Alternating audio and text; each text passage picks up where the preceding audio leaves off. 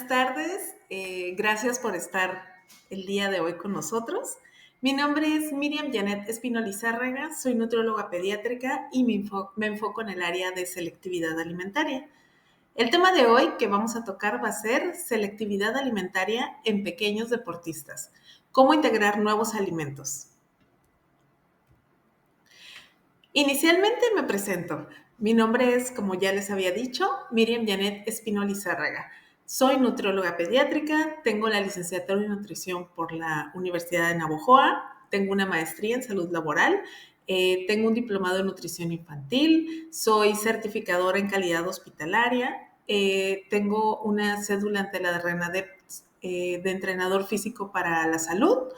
Y tengo más de 13 años trabajando con niños que tienen algún tipo de problema de selectividad alimentaria, ya sea niños que tengan autismo, niños con déficit de atención e hiperactividad y niños con algún tipo de problema sensorial, digamos, ¿no? Vamos a empezar primero hablando sobre alimentación. Alimentación que pensamos a veces que es, ay, es tan fácil, pues es que nada más es cuestión del qué alimento está aquí, si el niño tiene hambre y ya, ¿no? No vemos la gran cosa en cuanto a las variantes de lo que implica el proceso de alimentación. Sabemos que nutrición, por ejemplo, hablamos de esa parte de asimilación de nutrientes, pero el hablar de alimentación involucra muchos más aspectos. Alimentación va a implicar desde la cuestión de todos los órganos que están involucrados en el proceso de alimentación, como que esté funcionando bien el tracto gastrointestinal, que los riñones, los pulmones, el corazón o el cerebro estén funcionando de una manera óptima, que no haya ningún problema en cuanto a asimilación de nutrientes y demás, el sistema inmune. Tenemos también cada músculo que va a estar implicado en un proceso de alimentación, porque el comer o el pasar el alimento, el masticar, el deglutir, involucra a 26 músculos en el proceso de alimentación, ¿no? Aparte, si hay algún problema motriz, la cuestión de los bracitos, las piernitas, si el cuerpo puede tener una posición adecuada, todo eso va a involucrar el proceso de alimentación. Tenemos también los sentidos, que en este caso cuando hablamos de selectividad alimentaria, pues tenemos lo que son los sentidos alertas ahí, ¿no? Que si hay algún problema sensorial, pues claro que va a haber un problema de selectividad. ¿Cuáles son los sentidos que conocemos? La parte de la vista, el cómo se ve el alimento, ¿no? El olfato, el tacto, ¿ok? Tenemos también esta manera de poder interpretar ese alimento, y la parte social también va a ser importante. Tenemos lo que es el desarrollo, porque en los niños va a haber principalmente 3 momentos que hay un cambio en cuestión de desarrollo, ¿no? Tenemos de los 4 a los 6 meses hay dificultad de alimentación en cuanto a que hay cambios anatómicos en la parte de lo que es mandíbula y hay una pérdida de reflejos. Entonces, los papás sienten ahí un cambio muchas veces en la alimentación, que ya no quiere tomar bibi, que ya no quiere tomar pecho, que hay una sensación extraña en el niño de que siente como que se ahoga y demás. Tenemos también de los 12 a los 14 meses, también es un proceso natural en cuanto a que decimos, bueno, ya acabamos de alimentación complementaria y usualmente a partir del año dicen, pues el niño ya puede comer lo que la familia debe de comer o lo que tiene en alimentación en casa, ¿no?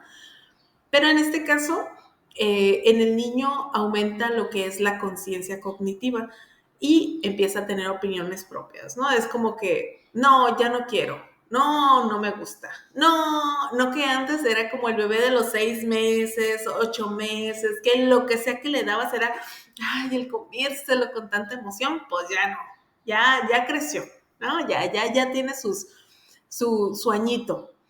Y luego tenemos a los 2 años de edad, otra vez hay un cambio. Hablamos de que va la cuestión de que empieza el aumento de neofobia.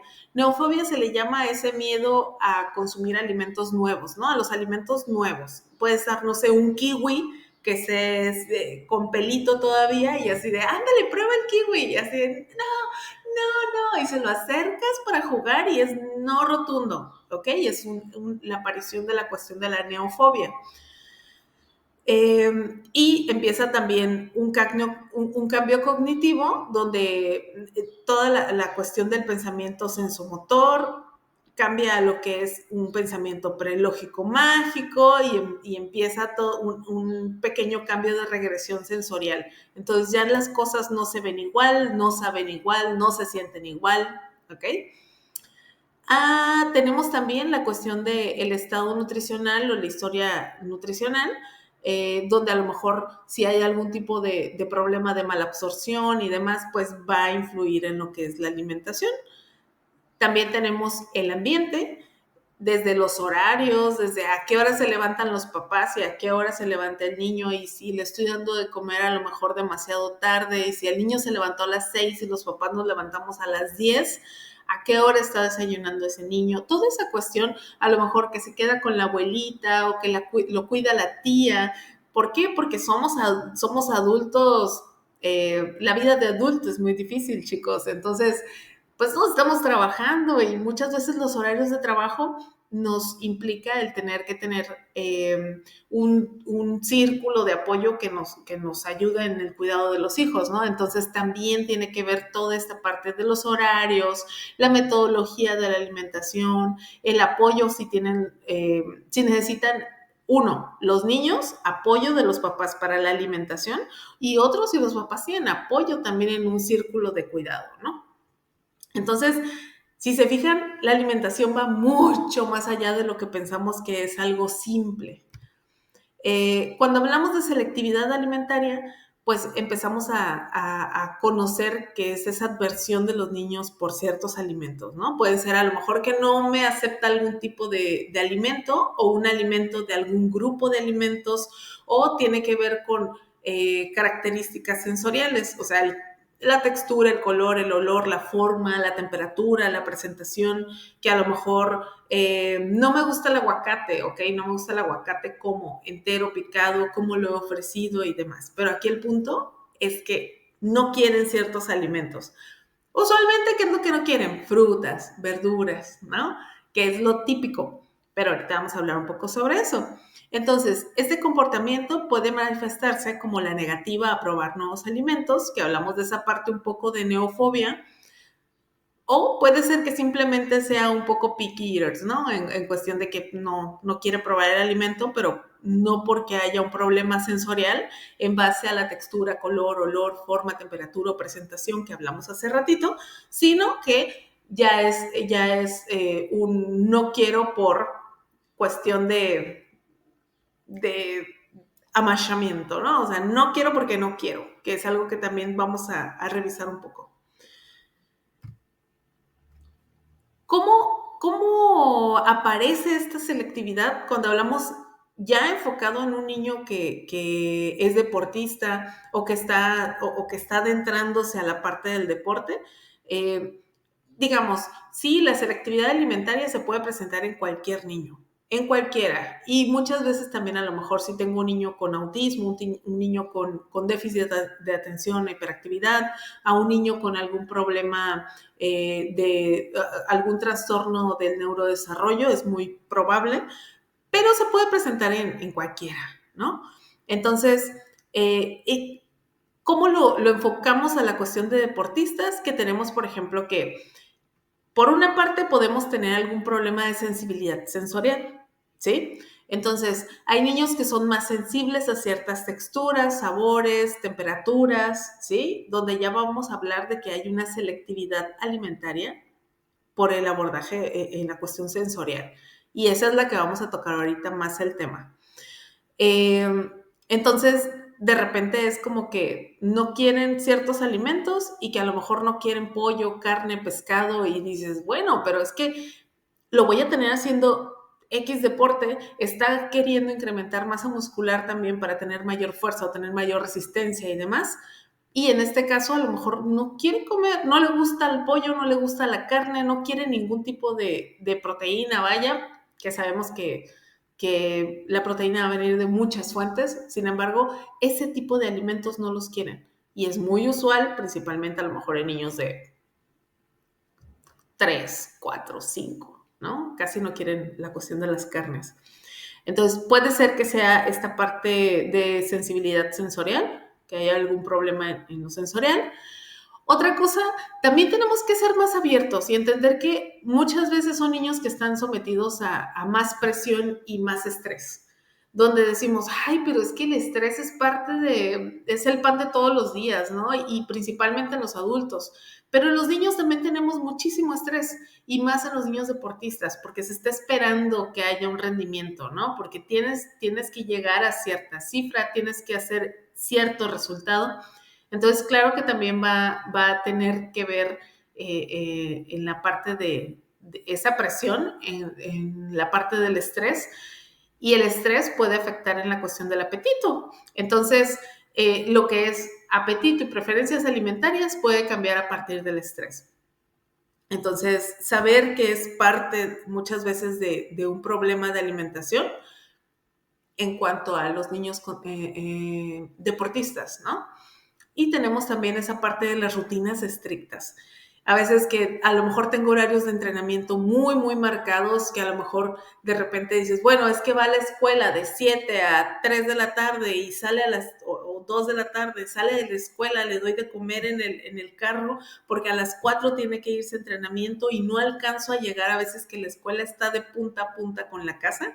Y ahí está la mamá cargando con los lonches y los topper y todo, ¿no? Y es parte de, porque a veces tienen que seguir esa rutina y a lo mejor se va a las 4 de la tarde de entrenamiento y va de las 4 hasta las 6, a las 7 o a las 8 de la noche a veces ese niño, y cargar con snack y todo esto, terminan rendidos los niños, pero muchas veces son esos horarios también tan saturados, donde no hay a lo mejor ese tiempo también de dispersión, ese tiempo de relajar la mente, o no hay tiempo nada más, ¿no? Entonces, todo eso a veces nos lleva a, a girar en torno a sus actividades, la alimentación.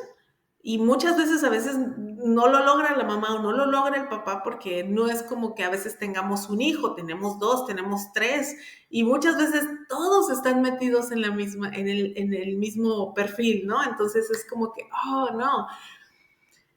Tenemos que entender que sí es común, que sí es parte, pues, es parte del show, digamos, ¿no? Pero sí podemos mejorar todos esos aspectos, principalmente lo enfocado en lo que es el aspecto sensorial.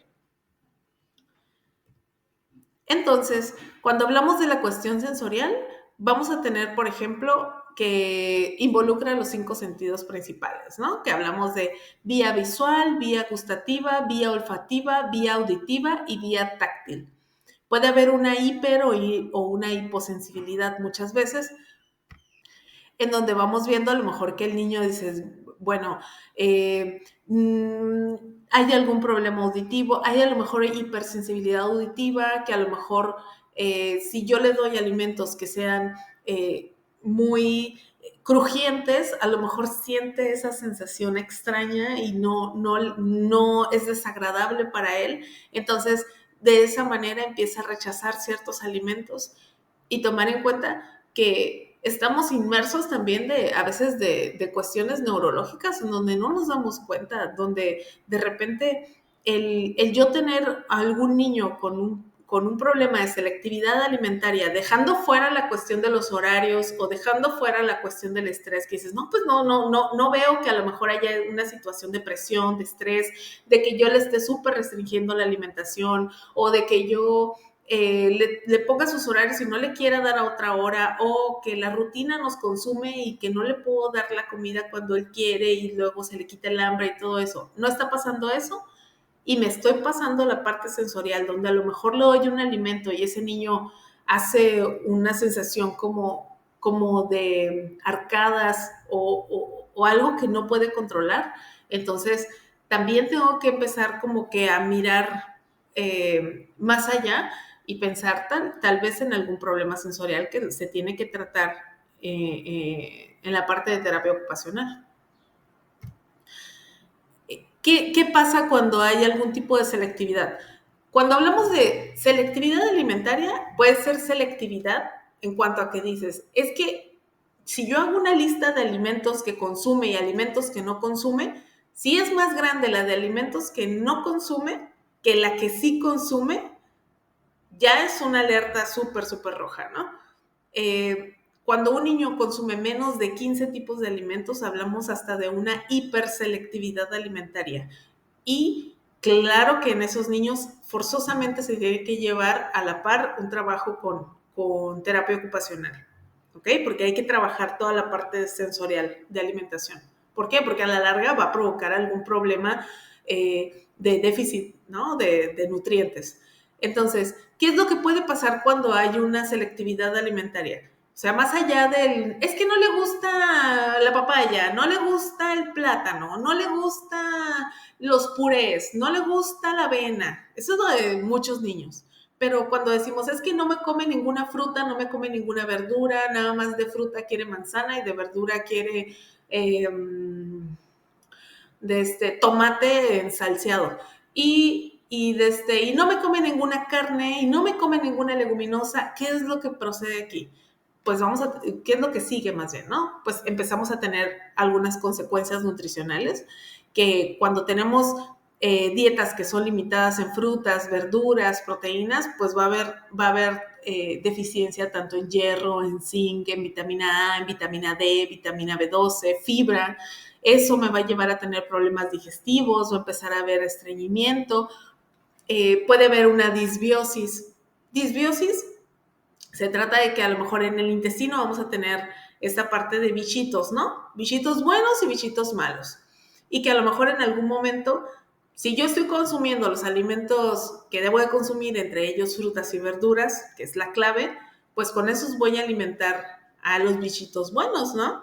Entonces, voy a hacer que todas esas bacterias, que todos esos bichitos que tengo buenos, me ayuden a que yo pueda asimilar mejor nutrientes, que tenga una mejor digestión, que funcione mejor mi mente, ¿sí? Que no me estrese tanto, que sienta mayor saciedad, bla, bla, bla. Pero si yo tengo más alta la cantidad de bichitos malos, pues voy a andar más ansioso, voy a andar más estresado, voy a tener menor asimilación de nutrientes, voy a tener problemas para evacuar, entonces, es algo que puede pasar. Disbiosis se llama que haya más bichitos malos que buenos, ¿no? Que no haya una cantidad suficiente de bichitos buenos, digamos, en el intestino. ¿Por qué? Porque pues usualmente si hay una selectividad, empiezan a no querer frutas, no querer verduras, no querer ningún tipo de a veces de proteínas o de alimentos de origen animal y se van a una alta ingesta de alimentos que son ultraprocesados. ¿Por qué? Porque para los niños es muy... Si los niños a veces no pueden controlar su rutina de vida, o sea, al final nosotros somos quienes controlamos, ¿no? Los horarios, las tareas, la escuela, esto, el otro, bla, bla, bla. Y que a lo mejor hasta nosotros nos sentimos unos muñecos del destino alrededor de los horarios de los niños, pero los decidimos nosotros. Entonces, para los niños muchas veces cuando comen algún tipo de comida chatarra y que las sabritas y que las galletas y que cosas así, pues claro que les va a crear una satisfacción porque esas comidas siempre saben igual. Entonces, son muy satisfactorias en el aspecto sensorial, siempre va a ser muy satisfactorio el cómo se siente, cómo crujen, hasta el empaque. O sea, si ustedes se fijan un empaque de sabritas o de galletas, suena muy parecido, ¿sí? Y da esa sensación un poco de control, el saber que siempre sabe igual eso. ¿Sí? No como la pasta que a lo mejor hago yo una pasta verde y que a veces le echo espinaca y a veces le echo brócoli y a veces esperan que sepa de una manera, pero yo le puse otra cosa y sabe diferente y yo, o sea, sí, por eso también a veces los niños les gusta la pasta en salsa de tomate, pero quieren que sea de la de botecito y que la ragú o que tal marca, porque saben a qué sabe, ¿sí me entienden? Entonces sí es importante el ir reconociendo como que esos puntos y también entender en cierta forma el cómo lo ve el niño. Cuando ustedes detectan una situación de selectividad alimentaria, pues a lo mejor dicen, bueno, es que lo voy a llevar al nutriólogo, a la nutrióloga y a algún seguimiento, ¿no?, nutricional. Porque a lo mejor el pediatra va a decir, dele todo y que no se pare hasta que no acabe esa comida. Y dele mire, con estas vitaminas le va a dar mucha hambre. Y a veces no es cuestión de hambre, sino cuestión de ir conociendo qué es lo que me acepta y cómo darle lo que no me acepta, ¿no? Entonces, vamos viendo esto. Usualmente cuando vamos a nutrición se maneja una historia clínica, pero en este caso nosotros manejamos, cuando se trata de selectividad alimentaria, tenemos que tratar de manejar lo que es una historia clínica, pero también dietética y también sensorial. Entonces, ¿por qué? Porque la forma en la que un niño que tiene selectividad alimentaria recibe los alimentos va a ser importante en este caso para mí, porque como nutriólogo tengo que enfocar la forma en la que reciba los alimentos en cómo le gusta recibirla. Entonces, si tiene prioridad para ciertos colores, voy a tratar a veces de hacer énfasis en esos colores, pero metiendo más alimentos, ¿no? Si tiene le gusta cierta textura, pues yo voy a encontrar la forma de cómo aterrizar algunos alimentos a ciertas texturas. Y la verdad es que en los niños sí es importante el conocer esta parte sensorial, porque no es la misma que yo le sirva, que yo le ponga una ensalada fresca, a que le ponga una ensalada fresca con espagueti, esas, ya ven, cuando hacen las ensaladas esas de échale lo que tú quieras y que le ponen así la pasta ahí adentro, pues va a ser como que a lo mejor yo le dé una pasta con salsa de verduras, ¿no? Entonces sí va a ser muy importante la forma en la que presentamos los alimentos para la aceptación. Entonces tenemos que evaluar, por ejemplo, si la dieta es correcta. ¿Cómo es correcta? Yo creo que en todas las pláticas de nutrición han escuchado, ay, sí, lo mismo, la dieta para que sea correcta tiene que ser completa, equilibrada, inocua, suficiente, variada y adecuada. Pero ¿cómo lo aterrizamos a entenderlo? Por ejemplo, completa.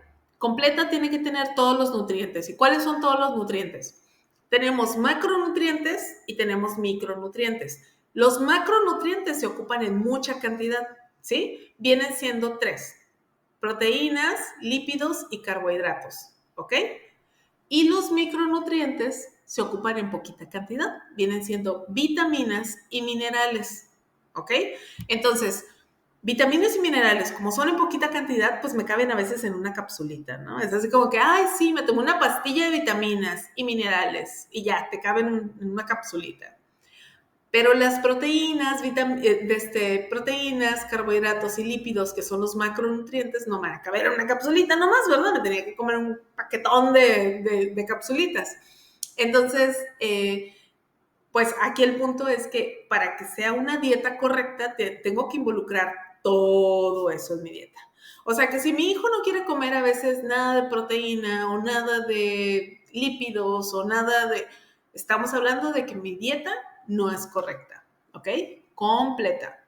Equilibrada, que mantenga las porciones adecuadas. A lo mejor al momento en el que yo lo llevo para que le den un plan de alimentación y demás, hablamos de que puede consumir todo, ¿no?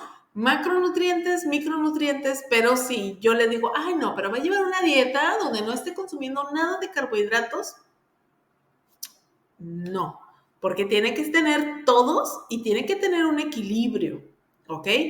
Donde los niños, una base de alimentación va a ser carbohidratos y una base también importante va a ser las grasas, porque sin las grasas no vamos a tener una adecuada asimilación de nutrientes. Entonces sí es bien importante saber que tiene que haber un equilibrio, ¿ok? Inocua, que su consumo no represente un problema para la salud. Entonces, si yo tengo una alimentación que está completa, tiene todos los nutrientes, está equilibrada, la cantidad de nutrientes es adecuada, pero a lo mejor al momento en el que yo consigo, no sé, el brócoli a lo mejor lo consigo en un lugar donde era lavado con aguas negras en algún momento, y yo al momento de tenerlo en mis manos y desinfectarlo o lo que sea, no se hizo un proceso adecuado y me hizo daño, pues estamos hablando de que esa alimentación no es correcta. porque tiene que ser completa, equilibrada e inocua, que no me haga daño el consumo, ¿ok? Suficiente. Suficiente habla de que cubra las necesidades. En este caso, en los niños se va a notar en cuanto a que sí, el peso es importante, ¿ok? Que si me paso de peso, pues dice, pues sí, sí cubre las necesidades, pero me estoy excediendo en cantidad de energía que consumo, ¿no? De calorías, supongamos. Pero si yo me estoy quedando abajo en cuanto a estatura, o sea, la estatura en los niños va a ser lo que me defina el cubrir necesidades, ¿ok? Si un niño se está quedando bajito o bajita, me está indicando que no está consumiendo la cantidad adecuada, ¿ok? Y eso pasa mucho en los deportes. Yo sé que muchas veces es como que la alimentación basada, pues la parte deportiva va a ser enfocada al deporte, a un rendimiento, a un logro de objetivos, ¿no? Pero si no estoy cubriendo esta parte de dieta correcta primero con mi pequeño, pues no va a ser una dieta correcta. Entonces, me va a afectar en estatura, me va a afectar en peso, me va a afectar tal vez en la parte de densidad ósea a futuro, ¿no? Entonces, sí es importante el entender que los niños no se nos pueden quedar abajo. Si tengo a niños que a lo mejor están en gimnasia o están en cierto tipo de área o deporte que a lo mejor me exija el tener un peso más bajo y demás, siempre estar cuidando que la estatura no se nos quede abajo en un pequeño, ¿ok? Eh, Variada. Hablamos de que si yo tengo un menú donde todo está completo, o sea, tiene todo completo, está equilibrado, no me hace daño, no es una alimentación inocua. Es suficiente porque mi hijo está al 100 ahorita. Perfecto. Variada es otro punto importante. No le puedo estar dando de desayuno claras de comida, pollo con brócoli o atún con arroz blanco y en la cena otra vez el pollo con arroz blanco y vegetales al vapor todos los días, todo el año. ¿Por qué? ¿Qué va a pasar? Si una alimentación no es variada, no estoy incluyendo más vegetales, alimentos de temporada. Siempre tengan en cuenta, lo que está más barato en el mercado o en su tienda de autoservicio, lo que esté más barato va a ser lo que menos requirió en su momento de aditivos y demás para que saliera, ¿no? O sea, frutas de temporada y verduras de temporada va a ser lo mejor, va a ser lo que más nutrientes tenga, va a ser lo que menos requirió de plaguicidas y todo eso para poderse elaborar. Entonces, siempre frutas y verduras de temporada y alimentos locales hay que integrarlos, tomando en cuenta de que tiene que ser variada esa alimentación. Y si nos basamos también en incorporar alimentos que sean locales y que sean por temporadas, claro que va a ser variada porque no todas las frutas, verduras y alimentos se dan todo el año. Pero si yo nada más estoy cuadrando mi plan o mi menú con mi hijo de que siempre son solamente frutos rojos de fruta y de verduras siempre va a ser nada más estar comprando brócoli y espárragos y pues no entro en esta parte de variada, ¿verdad? Adecuada es un punto muy importante porque la dieta se debe adecuar al paciente, ¿sí? Entonces tiene que involucrar sus gustos, su cultura, sus posibilidades económicas. No puedo estar dándole a todos, depende de las posibilidades, ¿verdad? Pero muchas veces, si tienes una familia donde tienes al marido, a los 2, 3 hijos, y dicen, no, es que tienen que ser 200 gramos de atún para ti, 250 para el marido, 100 para el niño, 150 para el otro niño, con espárragos, con quinoa, con aguacate, y dice, sí, claro, son superalimentos, son cosas que sí nos van a beneficiar, pero muchas veces no se está adecuando a los gustos o no se está adecuando al bolsillo del paciente, a la cuestión económica, ¿no? Entonces, todo esto es bastante importante para mencionar siempre que la dieta sea correcta. Entonces, cuando vamos a consulta, siempre hay que revisar nosotros manejamos la parte clínica, entonces es como que, sí, tengo que ver si hay manchitas en la piel, si el cabello no se le ve seco, si la piel no se le ve áspera, si no se ve amarillosa, si no se ve ojeroso el niño, si se ve medio cansado, si se ve activo, si está interrumpiendo, si no puede parar, si hace todo eso es esa parte a lo mejor clínica, donde no vamos a llegar con un resultado de laboratorio, no voy a ir a picotear al chamaco antes de tiempo, sino que primero esa parte es lo visible, ¿no? Si yo voy a hacer análisis, pues tengo que fijarme en la parte de cómo anda en hemoglobina, ¿sí? Si no hay un déficit de hierro, o anda anémico, ¿sí? Anémico, anémica, principalmente si es menor de 5 años, es muy común el que haya anemia ferropénica. Si hay algún déficit de vitamina D, de B12, ¿ok? De ver cómo anda en lípidos, en glucosa. Entonces, si lo voy a hacer, pues lo revisamos. Pero aquí con los niños mucho es esa parte clínica, ¿no? Y entonces hacemos evaluación antropométrica, vemos, o sea, cómo es que está creciendo este pequeño, como les mencionaba, dentro de la dieta correcta, la importancia de que tenga una estatura adecuada para la edad que tiene es muy importante. Que se les pegue principalmente eso y que cuando vayan con su pediatra, con su nutriólogo, siempre chequen cuánto es el peso para la estatura que tiene y la edad o su índice de masa corporal respecto a las gráficas de crecimiento de la OMS, Organización Mundial de la Salud, o de la CDC. Entonces, eso va a ser clave, porque a lo mejor si yo tengo un niño muy alto o un niño que se me está quedando un poco bajo para la edad en estatura, y el pediatra o el nutriólogo me utiliza lo que es el peso para la edad para hacer una evaluación, no es correcto. ¿Ok? El peso para la edad nada más lo vamos a utilizar en niños que sean menores de 1 año o un niño que tenga la estatura normal. Si está muy alto o si está bajito, no me sirve para nada el peso para la edad.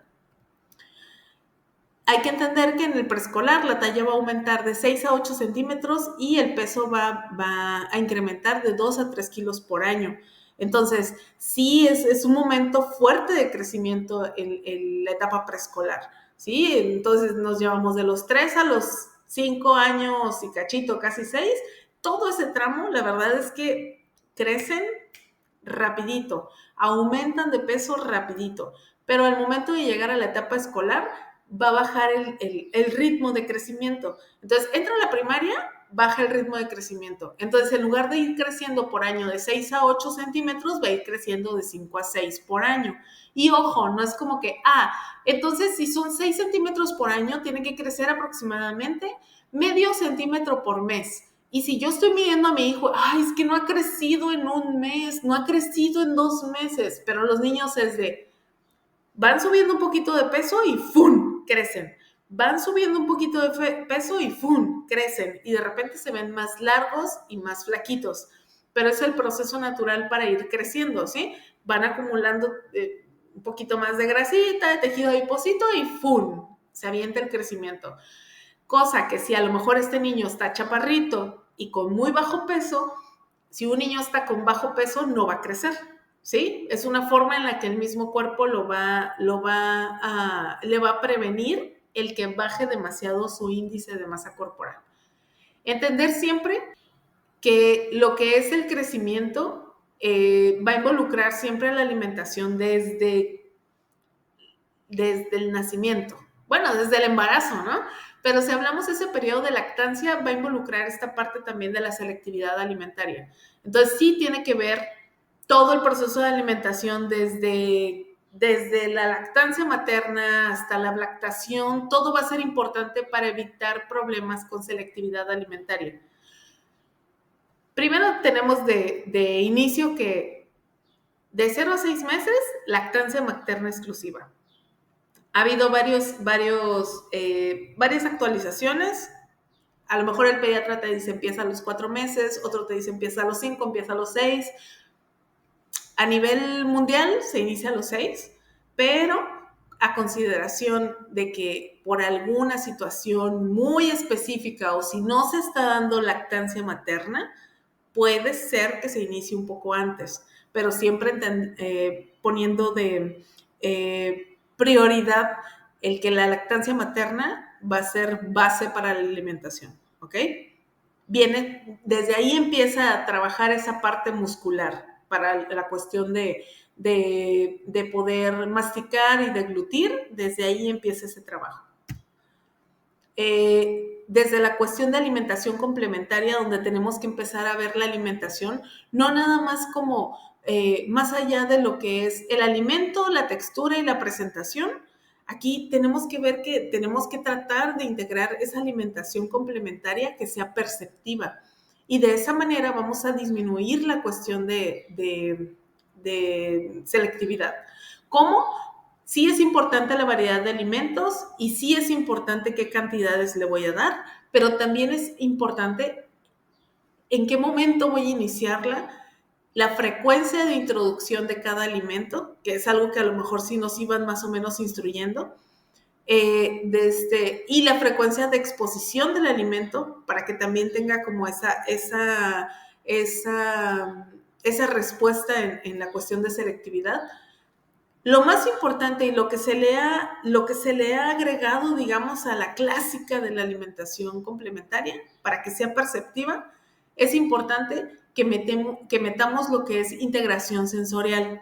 Entonces, ¿qué es importante? ¿Qué es integración sensorial? Que toquen, que agarren, que sientan los vegetales, que sientan la comida, que se embarren, ¿sí? O sea, que sientan las texturas, que sientan los aromas, que sientan las temperaturas, todo eso es lo importante. De igual manera, el meter sabores diversos, quitar nada más de la mesa los que siempre, es que siempre compro de fruta manzana y plátano y naranja, listo, y naranja cuando es temporada, y de ahí en fuera manzana y plátano. Es que nada más compro de verdura, tomate, zanahoria, calabaza y lechuga y pepino, y es todo lo que compro siempre, no varío absolutamente nada.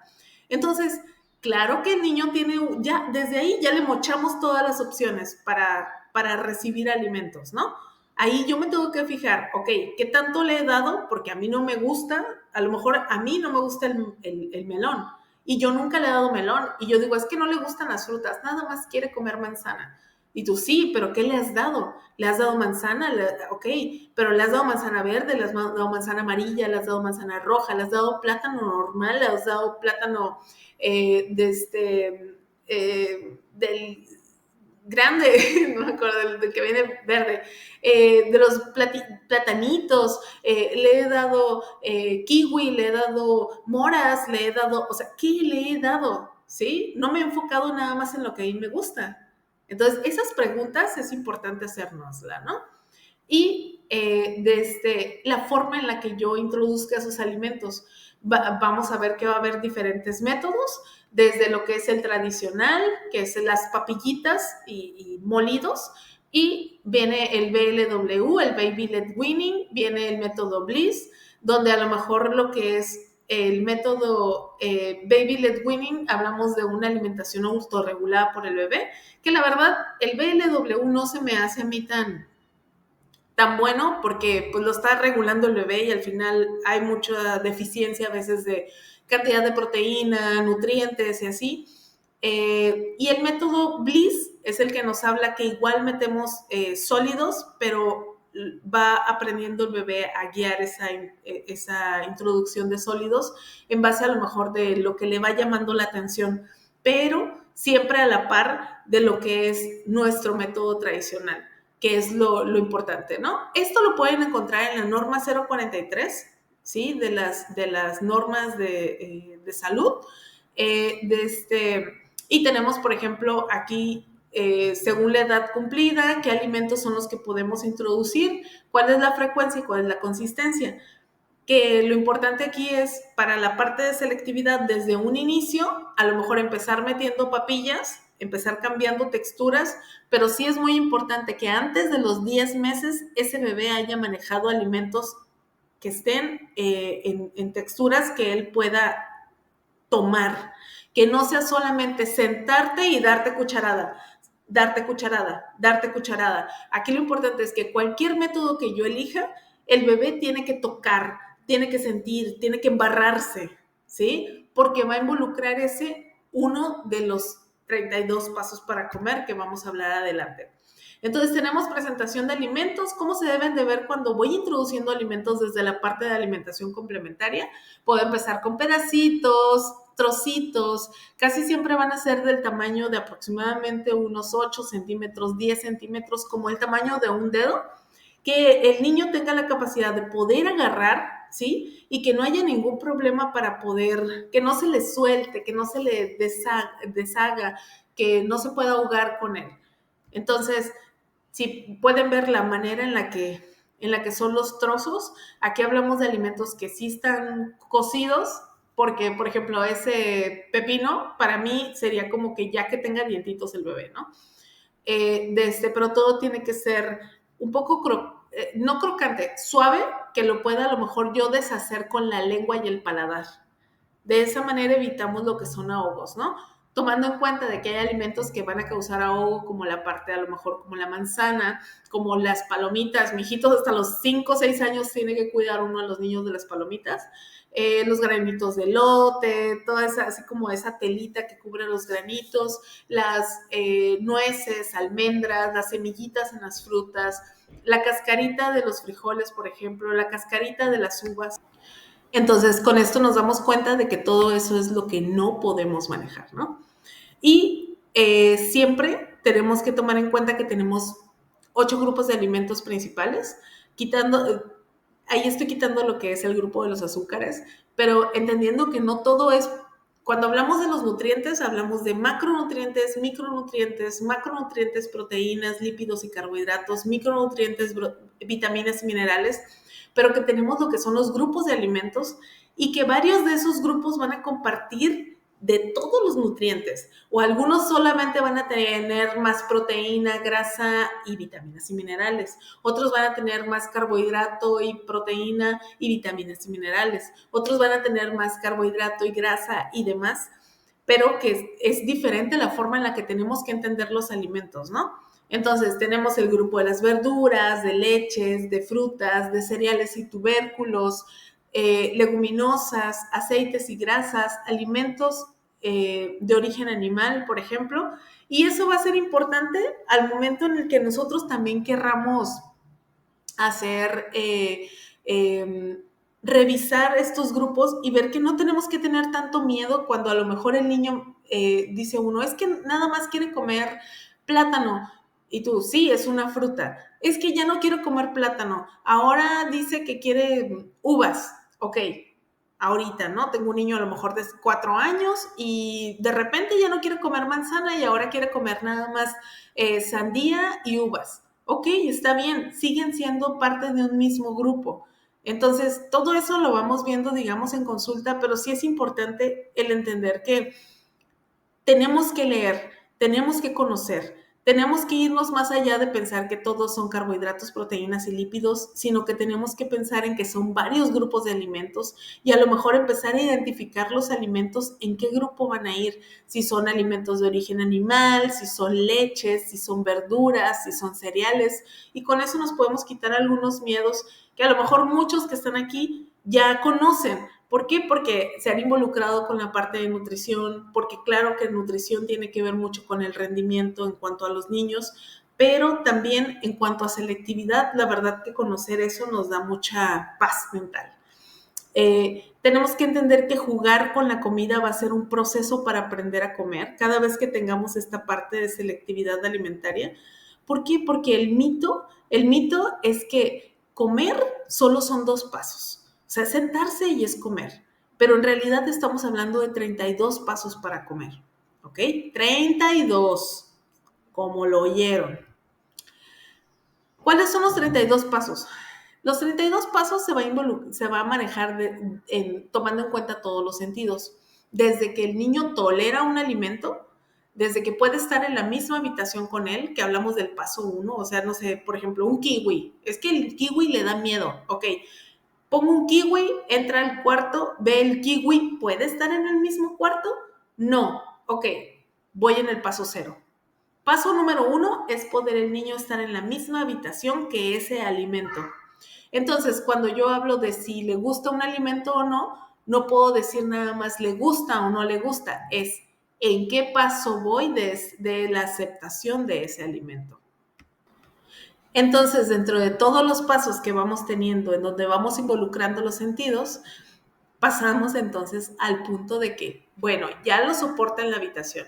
Ahora, ¿qué tan cerca puede estar de ese nuevo alimento o de ese alimento que no le gusta, digamos? No, pues a lo mejor es desde el que pueda estar en su mismo espacio, ¿sí? Si lo puede tener cerca en la misma mesa, por ejemplo, pues a lo mejor ya hablamos de un paso 15, 5, perdón, ¿ok? Y nos brincamos a la parte de interactuar. En interactuar es muy importante el fomentar el que los niños jueguen con la comida, preparen los alimentos, así de, ay, a ver, pásame la zanahoria del refri, ¿sí? Dame, a ver, ayúdame a picar esto, que a lo mejor hay alguna verdura por ahí, no sé, brócoli que estaba cocidito y que a lo mejor con esos cuchillitos de que son mantequilleros, así, a ver, ayúdame, vamos a picar este brócoli, ¿sí? Y a lo mejor donde ni siquiera me interesa saber que lo haga bien o lo haga mal, el punto es que se involucre en la preparación de los alimentos. Entonces es de que pueda interactuar desde ayudar a preparar algún alimento que ya sería en el paso número 6 o a lo mejor ya utilizar otro alimento para tocar ese alimento, así revuélvelo, ayúdame, pásale, mézclale, ¿ok? Nos brincamos a lo que es el que huela. Entonces, ¿aguanta el olor en la misma mesa? Sí, ok. Hablamos de que a lo mejor es el paso número 12 de 32 para comer. Ok, el hecho de que a lo mejor es un platillo, se acerca y lo huela, se acerca para oler, ok, paso 14 de 32 pasos para comer. El tocar es un punto importante porque ya estamos involucrando más sentidos. Entonces, por ejemplo, le da miedo el kiwi, ok, pero lo toca, o sea, lo puede tocar con la punta del dedo. Sí, ya voy en el paso número 15 de 32 pasos para comer. A lo mejor entre más cerca esté de la boca, más pasos llevo adelante. Ok, a lo mejor es como que lo agarra con toda la mano, ok, puede aguantarlo aquí, en el brazo, ¿sí? En el hombro, ¿ok? Vamos en un paso más adelante, en la cabeza, ¿sí? Los niños que de repente están y que se embarran, ¿no? Y aquí, ¿qué paso voy? En la cabeza, voy en el paso número 20. Y que a lo mejor puedan soportar el alimento aquí en la nariz y que, ay, jugando y el avioncito y mira y te aviento y aviéntame. O sea, toda esta parte del juego va a ayudar en la parte del tacto y va a ayudar a subir pasos de los 32 pasos para comer. Entonces, por ejemplo, el que toque los labios, el que toque los dientes con el alimento, ya pasamos en un paso 24. Que se anime al probar un alimento. O sea, el hecho de, a ver, esto, a ver, yo lo voy a probar, a ver, una lamidita, ok, ya va en el 26. El que a lo mejor se anime a morder el alimento y que en cuanto lo muerdo, lo escupo, estamos hablando de que tenemos el niño a lo mejor en un paso 28 y que a lo mejor si yo lo muerdo y mastico varias veces, pero escupo el alimento, voy en un paso 30. Entonces, si yo dices, ay, no, es que el otro día yo le di zanahoria y la masticó y la escupió, no le gustó. No, no es que no le gustó. Va en un paso 30 de 32 pasos para comer un alimento. Entonces, tengo que fomentar todo lo previo. Tengo que fomentar el cocinar con el niño, el jugar con los alimentos con el niño, el propiciar que se embarre, que juegue, que interactúe. Vamos a hacer que puedas asimilar el consumir esos alimentos, ¿no? Hasta el paso en el que ya mastique y degluta, que ya va a ser el paso 32. Que igual aquí lo tengo con otra forma visual y tenemos, digamos, esos pasos para comer de una forma más visual, en la que pues tenemos que ir teniendo control de esos pasos, ¿no? Y entonces a veces no es de no me gusta el alimento, ¿cómo se lo he ofrecido? O sea, no es que el mango no le llama la atención. Ok, a lo mejor no es la misma que yo te ponga el mango entero a que agarre, lo parta a la mitad y le haga unas rayitas, lo volteo y ya se ve así como, mira el caparazón de Bowser, pero en amarillo, es el C, ¿no? O el B en puros cuadritos, o que yo se lo dé en tiritas, o que haga figuritas, o que se lo doy en seco, ¿sí? Disecado el mango, o que él tenga chilito, o que él se lo dé en un vaso licuado, o que esté licuado y colado, o que esté licuado con leche, o que esté congelado en un hielito, en un boli, en una paleta de hielo. Todo esto es la variabilidad de los alimentos y es todo el aspecto sensorial involucrado en un mismo alimento, ¿ok? Entonces, no es que no me guste el mango, es que cómo lo he probado. Entonces, entre todos mis pacientes, ¿qué es lo más usual que van a aceptar? Los congelados. Siempre van a querer lo que sea nieve, lo que sea paleta de hielo, lo que sea hielito, boli, todo eso va a tener mucha aceptación. Entonces, siempre tenemos que tener en cuenta esa parte sensorial, ¿no? Y aunque me digan, es que solo quiere comer pasta, ok, y hasta con la pasta tenemos esto. ¿Qué textura tiene esa pasta? O sea, le he dado de palitos, le he dado fusilli, le he dado tornillitos, le he dado de moñitos, le he dado... ¿De qué le he dado? Porque es muy diferente cómo se siente un tipo de pasta con un tipo de color de salsa. Porque a lo mejor no es la misma que yo le he dado espagueti que sea rojo con albóndigas, a que sea verde con quesito seco, a que le ponga uno blanco con pura crema, ¿sí? ¿Cómo le estoy dando los alimentos? ¿Cómo le estoy preparando ese tipo de alimentos, no? Y que a lo mejor el rojo no me lo va a aceptar en espagueti, pero sí me lo acepta en fusilli, ¿sí? Y a lo mejor si no quiere comer carnes, a lo mejor voy a utilizar esos salseados y voy a integrar las verduras que yo quiero integrar para poder hacer diferentes sabores y preparaciones y colores, pero a lo mejor no quiere comer pollo, no quiere comer carne, pues se la agrego a la salsa. Y a lo mejor ni siquiera me vas a ver el que yo haga el espagueti rojo y en la salsa roja ya venía licuado un poco de pollo. Entonces, de esa manera ya fue un ¡fua! Porque en textura no le supo, en sabor no le super supo, pero al final de cuentas alimentamos la microbiota intestinal y entonces esa microbiota se dio cuenta de que el niño estaba comiendo pollo y en algún momento el niño se va acostumbrando un poco a ese sabor diferente, un poco a ese sabor y el cuerpo se lo va a pedir. Entonces, todo es un proceso. A lo mejor de inicio yo voy a tratar de involucrar texturas diferentes para darle los alimentos que no sabe que son esos alimentos escondidos, pero conforme yo se los estoy dando, también el cuerpo va a reaccionar en algún momento y se lo va a pedir, que es uno de los objetivos, ¿no? Entonces, sí, el aroma, la textura, la temperatura van a tener mucho que ver porque ningún niño se va a querer comer casi la avena. Es muy raro que se quieran comer la avena o que se quieran comer a veces el huevo aguadito o así, pero cualquier niño casi te puede aceptar el hot cake o los waffles. Y entonces, ¿qué era lo mismo? Avena metía en el hot cake, en los waffles metía avena y metía el huevo y que metía a lo mejor pera licuada, que era a lo mejor la pera, la fruta que no le gustaba a ese niño, y yo se la pude meter y ni siquiera sabía nada en el waffle. No se trata de que todos los waffles tengan espinacas, sino que variemos y podemos meter esas frutas o esas verduras que no le gustan a mi hijo, pero que a lo mejor le puedo ir cambiando esa aceptación al írselas integrando poco a poco, algunas sin ver, pero a otras por medio del juego y volvemos a lo mismo, ¿no? Los 32 pasos para comer.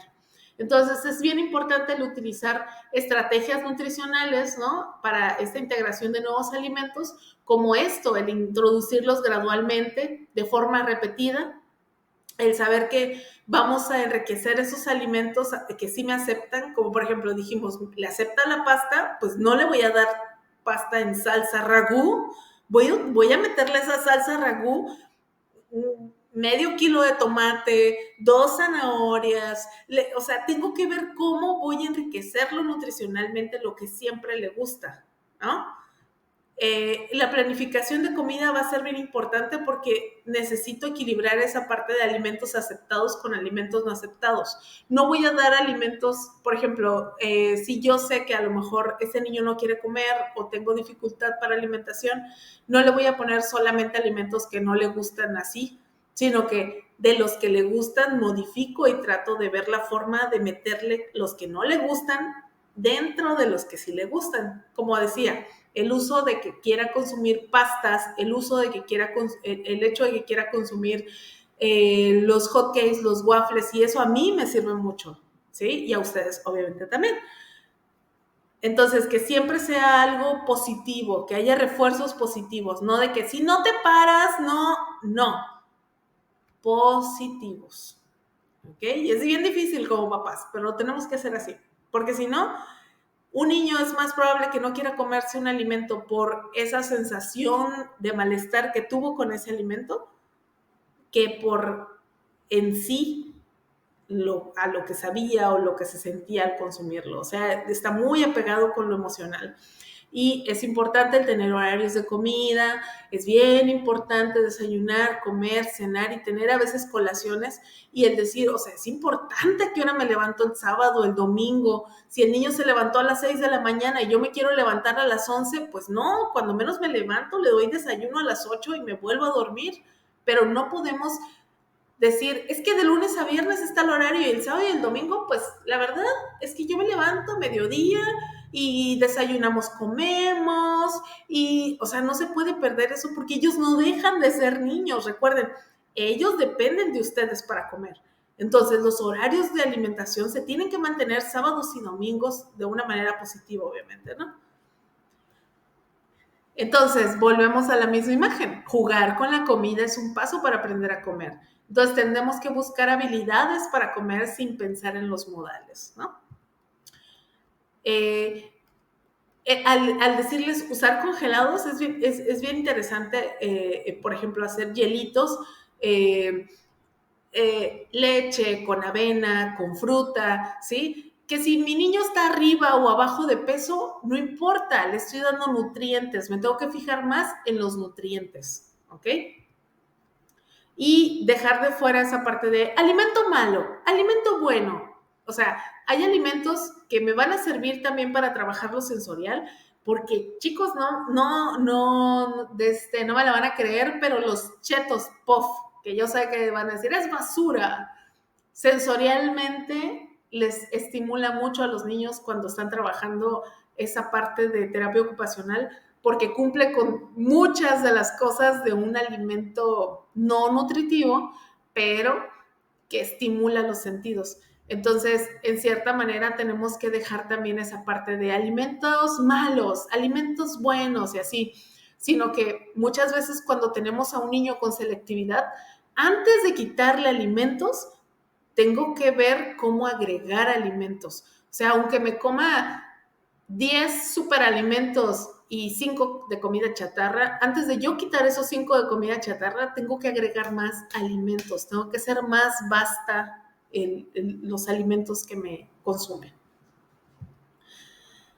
El objetivo principal con la nutrición en un niño que tiene selectividad alimentaria va a ser evitar desórdenes alimenticios que vuelven a la malnutrición en el niño un impacto, ¿no? en la parte del crecimiento y el desarrollo neurológico. Entonces, yo lo que estoy evitando es que haya un problema en el crecimiento y en su desarrollo neurológico. Entonces, siempre hay que tener en mente que la selectividad alimentaria va a ser una alerta para algún problema de cuestión de desarrollo, ¿sí? Entonces, cuando el pediatra o el nutriólogo general detecta algún tipo de selectividad alimentaria, o la mamá o el papá o el maestro o quien sea, a veces se tiene que evaluar con lo que es rehabilitación pediátrica y detectar si hay algún tipo de problema motriz, algún problema de disfagia, ¿no? Por ejemplo, algún problema conductual que puede entrar la parte en niños con déficit de atención e hiperactividad, algún aspecto de problema sensorial por esa selectividad que sea causa de una cuestión sensorial que se refiere, que está presente en niños con autismo, en niños con déficit de atención e hiperactividad, con niños que tienen retraso en el lenguaje, o niños que batallan para pronunciar palabras, que fue muy lento el desarrollo en cuanto al lenguaje. Es probable que esté fusionado con la selectividad y que vaya a veces a la par de otro diagnóstico. Y cuando pasa todo eso, el mismo médico en rehabilitación o el mismo neurólogo pediátrico o quien esté a cargo de la situación va a mandar al niño a un seguimiento con la parte de terapia ocupacional, psicología o nutrición pediátrica. Entonces, pues muchísimas gracias. Muchísimas gracias por su atención, por estar aquí, por el tiempo. Y pues básicamente les agradezco mucho